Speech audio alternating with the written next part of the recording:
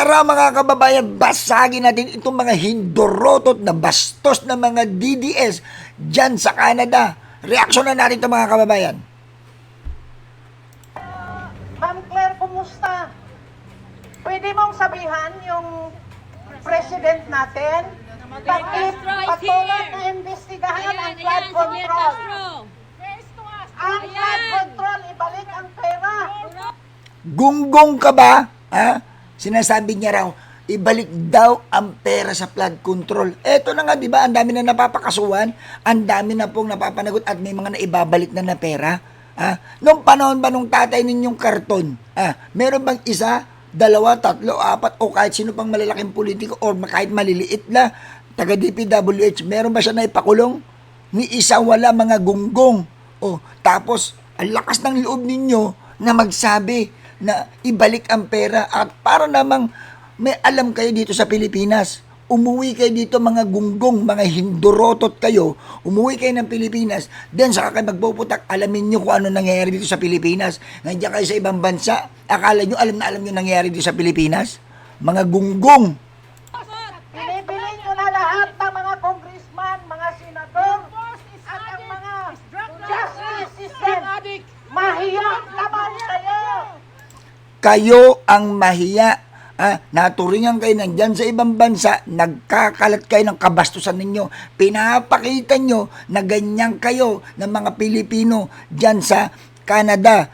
Hindi ho ganyan ang ugali ng totoong Pilipino. Ang totoong Pilipino, may respeto sa kapwa. Kayo, yung ginagawa nyo yan, makademonyo yung ginagawa ninyo dyan. Hindi tama yan. Palibasa, nagmana kayo sa tatay nyong karton na bastos.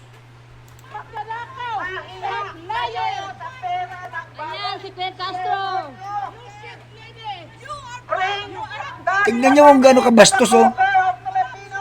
Your face is ugly than what you are. Because you are a liar. Ma'am, you are a traitor. Singganana, you are a thief. Ilungbanan ako, singganano kagwapa sa inyo.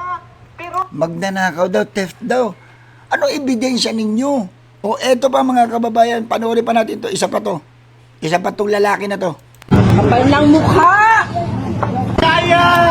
Sinungaling! Sinungaling! Sinungaling! Sinungaling! Pangit! Pangit!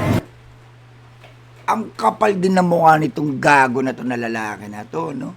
Di ba? Isa ring hindorotot. Ito mga kababayan.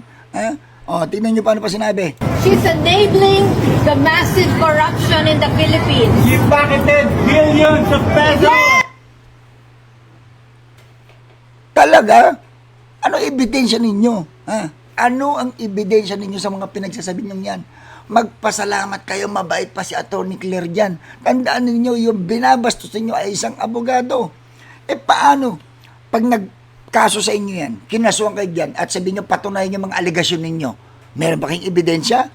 Katulad yan, nasa ibang bansa kayo, ano ang ebidensya nyo dito sa Pilipinas na pinangawakan nyo para magpatunay sa mga aligasyon nyo, magnanakaw ang Pangulo, at sila ang nagbubulsa ng kaban ng bayan? Asa na ebidensya nyo? Sigurado ako, hindi nyo alam ang batas. Sigurado ako, pasok kayo sa banga. Pero pasalamat kayo, mabait pa. Ipinapakita lang talaga ninyo ang tunay na kabastusan na natutunan nyo sa pagiging panatiko nyo dyan sa tatay nyong karton.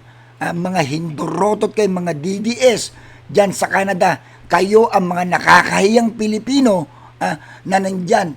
Ikinahihiya namin kayo. Hindi ganyan ang Pilipino. Marespeto. Real talk lang.